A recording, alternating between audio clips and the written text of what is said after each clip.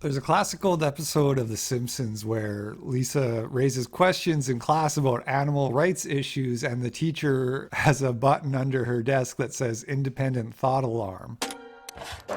Miss Hoover, I don't think I can dissect an animal. I think it's wrong. Okay, Lisa. I respect your moral objection. Today, a video was uploaded to the internet that's basically the real life version of that. A kid in a Scottish high school was kicked out of class for saying that there is only two genders. However, when I was watching this clip for the first time, it wasn't The Simpsons that was on my mind, but another work of fiction by a man named George Orwell. Let's take a look at this clip.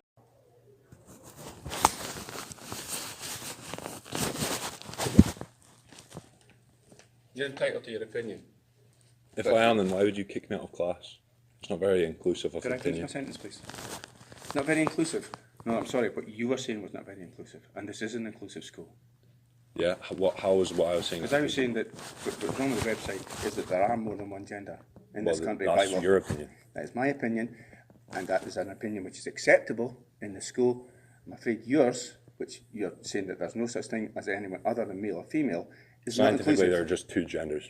Okay, so this video starts after the kid has already been kicked out of the class, and I know some people struggle with the Scottish accent a little bit, but it starts off with the teacher saying, "You're entitled to your opinion." And then later, when the teacher says there's more than two genders, the student says, "That's your opinion." And this is where it's right off the bat, it starts to get really chilling. He says, "Yeah, that's an opinion that's acceptable in the school, but your opinion is not inclusive." So you have the teacher creating a direct parallel between opinions which are inclusive and opinions which are acceptable. Depending on what gender but you're choosing to make an issue of this, because I said, are you really going to do it? That was your opportunity to keep quiet. You made the issue with it on the website. You said, oh, this website doesn't have more than two Murray, genders. you were clearly given an opportunity not to pursue it. You chose to do so. Yeah, because I think it's You silly. chose to do so. Yes, that's the key question. You chose to do so. Now, this is really interesting to me, this little brief exchange, and we can glean some information here for paying close attention to what they're saying. Because the teacher is accusing the student of having chosen to make an issue, but the student retorts by saying that it was actually the teacher who chose to make an issue by pointing out that the website only had two genders. What I sort of extrapolate from this, and I'm speculating, so maybe I'm wrong, but it sounds like they were looking at some website and the lesson probably had nothing to do with gender, but the teacher chose to take a little side trip to mention that the website only showed two genders as if that was bad. And this student retorted that there is only two genders, to which the teacher replied, "Are you really going to make an issue out of this?" And now he's here telling the student how he gave the student the choice. And this is why it reminds me of 1984, because not only is there only two genders, but that is like an objective aspect of reality. It's not an opinion. Can we start there? Can we acknowledge that saying there are only two genders is less of an opinion and more of a scientifically observable fact? Now, I'm not going to make the scientific argument or the philosophical argument for why there are only two genders. I actually have a video on my YouTube channel, and the title of that video is "The Reason There Are Only Two Genders." So I'll link that if people want to go watch it. I will say, given the content of that video, it has aged very well. And I'll just leave it at that. But the reason this reminds me of 1984 is because at the end of the book, when they break Winston by physically torturing him until he says that there's only three fingers when they're holding up four. To me, it's the same kind of thing, because sure, getting kicked out of a class is not the same as getting physically tortured, but it is the same principle. It's the same principle of, we are going to punish you until you stop acknowledging this uncomfortable reality that we don't like. And the teacher trying to make it seem like it's the student's choice. It's the student's choice, and that the teacher is forcing him to do that to himself. You can see this in the clip from the 1984 movie, where the guy who's torturing Winston says that Winston at any time could have just chosen to fix the problem himself instead of letting it go to this point. You are mentally deranged. You suffer from a defective memory.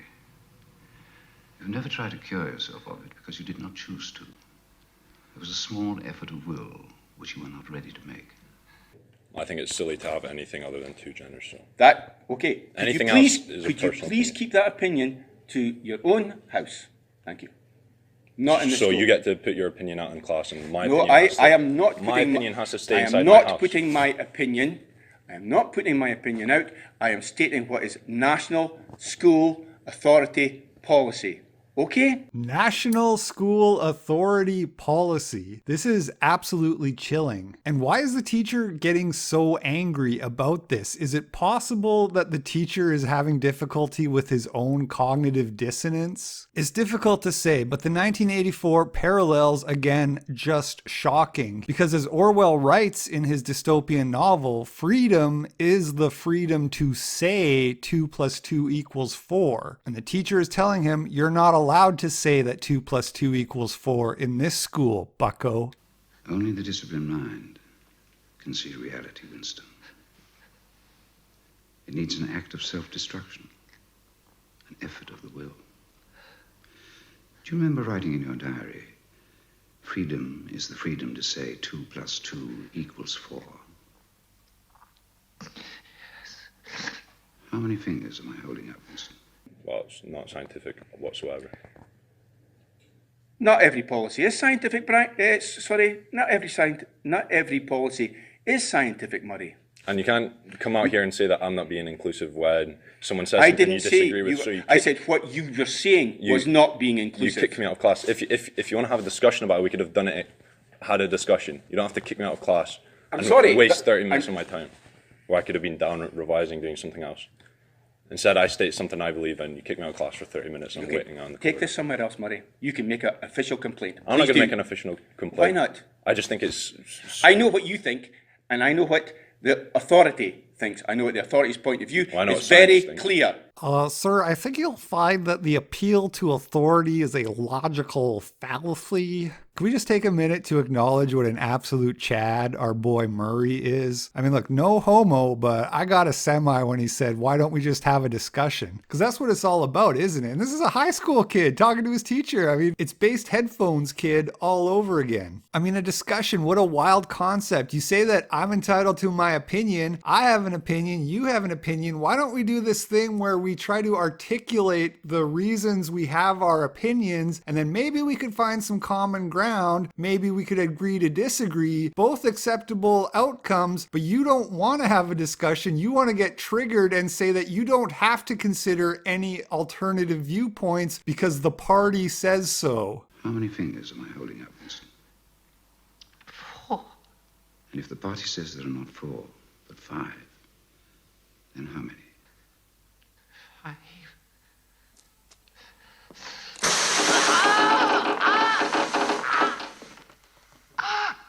No. That's no use. You're lying. Very clear that we make no discrimination on the grounds of various... I wasn't making discrimination. I'm simply saying there are two genders, male and female. Yep. Anything else is a personal identification. I'm sorry, but you chose to make an issue of making a point which is contrary to policy. You right? made the issue when you complained about the website, sir. Yes, and I made it in a way... And I responded to that by saying, but there are only two genders. I never made the issue. Okay, I am not going here. You can choose, but you're making bad choices. I'm making bad choices, okay. Well, can I take my bag and go to the research area and start revising it? you can stay here. Okay, I'll stay here. Thanks for wasting my time. Murray, I am not allowed to tell you how much of my time you have wasted. Okay, so... And that's it. That's the end of the video. Shout out to Chad Murray one last time. I wanted to share this with you guys so I could share the parallels with 1984 because, you know, this is an observation that is not really novel at this point. People point out the similarities between 1984 and a lot of the stuff that's going on today quite frequently. But what's funny is there's this sort of leftist meme that it's a dumb thing to do because Orwell was far left. Have you ever seen this? I've seen it. They say Orwell was left because he was at one time a socialist and he fought against nationalists in Spain. That much is true, but what they always leave out is that he did that in his youth, and then later he had children and he became conservative. You know, some people have said that you shouldn't be able to vote unless you have children. I think that's a bit extreme, but there is actually a certain wisdom within it, because there is something about having children that grounds you. That's neither really here nor there, but if you ever see a leftist doing this Orwell was left-wing meme, you can show them this video. The idea that Orwell would be out here trying to tell people that there's 87 genders is absolutely hilarious. Almost as funny as the idea that the guy who wrote Animal Farm is left-wing. I mean, that is just such another testament to this willful denial of reality that these people are capable of, that they could try to claim that the guy who wrote Animal Farm is some kind of fucking commie pinko. Unbelievable. I'm just gonna leave it there. Hopefully you enjoyed this video. Give it a thumbs up, show it to your friends, hit the subscribe button, and I'll catch y'all on the flip side. Peace out. Neither the past, nor the present, nor the future exists in its own right, Winston. Reality is in the human mind, not in the individual mind, which makes mistakes and soon perishes, but in the mind of the party. That boy needs therapy. Granny Gazoo, let's have a chew. How when I count 3. That boy needs therapy. No, you cannot miss what you have never seen before. But deep inside you know there must be more. You cannot miss what you have never seen before. But deep inside you know there must be more. And as I left, no one tried to stop me. So I learned I was always as free as I wanted to be. I was always as free as a bird. I was always as free as I wanted to be. But I was just too scared to see who I could be. Gender and sex are binary, meaning there are only two sexes and only two genders. Because humans, like many different species, are sexually dimorphic. Di meaning two, morphic meaning shape. Two shapes. Why is this? Well, it's because of how life evolved on this planet. When life first started out, it was simple single-celled organisms that reproduce asexually. But eventually eukaryotic cells evolved, and some of them eventually gained the ability to share DNA with one another.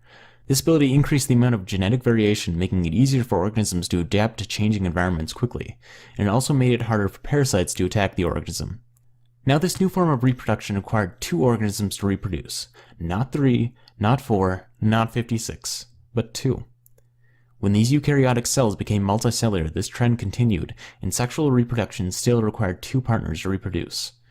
And thanks to the different mechanisms like natural selection and sexual selection that drive evolution, many of these species became sexually dimorphic. Male and female evolved. And to accommodate these different body types, different psychological traits developed too. For example, in many species, males tend to be more aggressive, where females tend to be more passive and nurturing. This is gender, and involved right next to biological sex. Now I'm well aware that there can be rare cases of people who don't fall perfectly into these two categories, but does this mean that there are more than two genders or sexes? No. Simply because of how life formed. If the first organisms to reproduce sexually did so with more than just two, then the world would be a very different place. And organisms would need to seek out two other sexes that differ from itself. I'm also happy to admit that cultural aspects of gender, or the views of society on gender, are socially constructed. For example, pink for girls and blue for boys, which used to be the exact opposite. Also things like beauty standards. All these things are just as subjective as the other parts of the various cultures that make up the world, and can be physically harmful, like neck rings. But guess what? This is not gender. This is culture. Gender, if you can recall, is the internal traits of the two sexes. To say that these things are made up is to deny Darwinian evolution through the process of natural selection and our known evolutionary history.